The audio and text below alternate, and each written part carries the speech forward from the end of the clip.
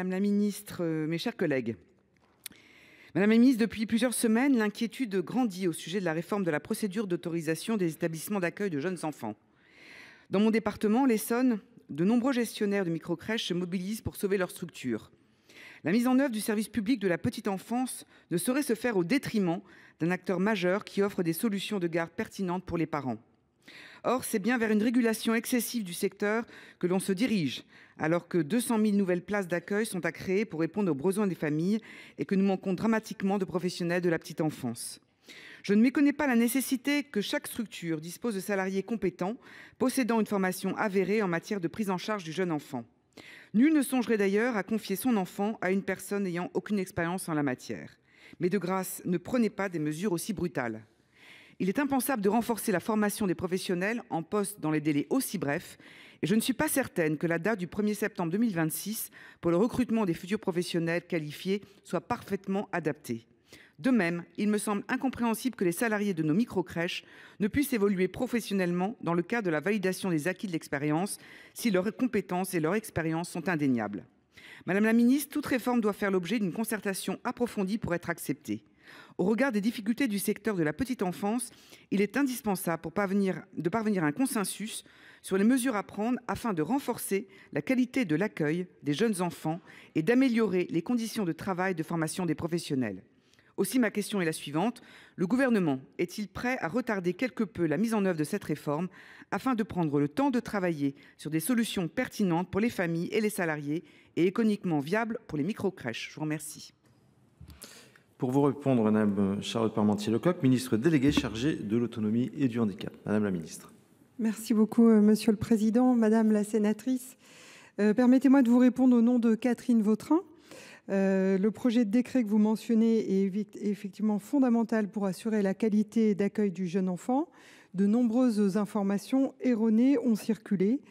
Madame la ministre souhaite être très claire sur ce que prévoit ce projet de décret qui vient d'être examiné par le Conseil d'État.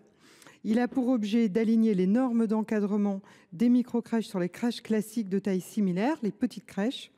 Les microcrèches devront compter au moins un professionnel de catégorie 1 et l'accueil de moins de 3 enfants par un seul professionnel. Et par ailleurs, un directeur ne pourra exercer des fonctions de direction que pour 2 établissements maximum. Toutefois, il convient de rappeler que ce décret n'entrera en vigueur qu'à compter du 1er septembre 2026. Les auxiliaires de puériculture ou tout autre professionnel occupant le poste de référent technique avant cette date pourront être maintenus sur leur poste. Tous les titulaires d'un CAP présents dans les crèches n'auront pas à acquérir le diplôme d'état d'auxiliaire de puériculture et pourront continuer d'exercer. En effet, de nombreuses crèches disposent déjà d'un directeur pour 2 structures et de 40% de personnel de catégorie 1.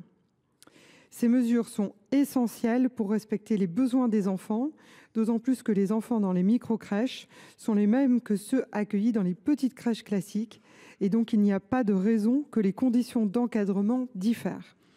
L'État n'abandonne pas les micro-crèches, il finance ces établissements, notamment par le versement aux parents du complément mode de garde. Et concernant les micro-crèches PAGE, Madame la ministre souhaite attirer votre attention sur le fait que le prix de revient moyen reste inférieur ce jour au plafond des 10 €. Enfin, pour reconnaître l'engagement des professionnels et renforcer l'attractivité des métiers, le Gouvernement entend faciliter l'accès au diplôme d'état d'auxiliaire de puériculture ou tout autre diplôme appartenant à la catégorie 1 par voie de VAE.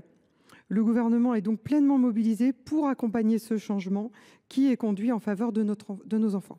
Merci. Darcos, pour quelques secondes. Oui, merci Madame la ministre. Et je remercie au-delà de vous, de Madame Vautrin. Mais vous savez très bien que au-delà des micro-crèches, c'est l'ensemble du secteur qui est en crise. Crèches privées, crèches d'entreprise, crèches publiques, crèches associatives. Et que la création de berceaux ne suffira pas à compenser la baisse du nombre d'assistantes maternelles. Donc vraiment, j'espère que Madame Haïry, nouvellement nommée, pourra s'en saisir très rapidement. Merci.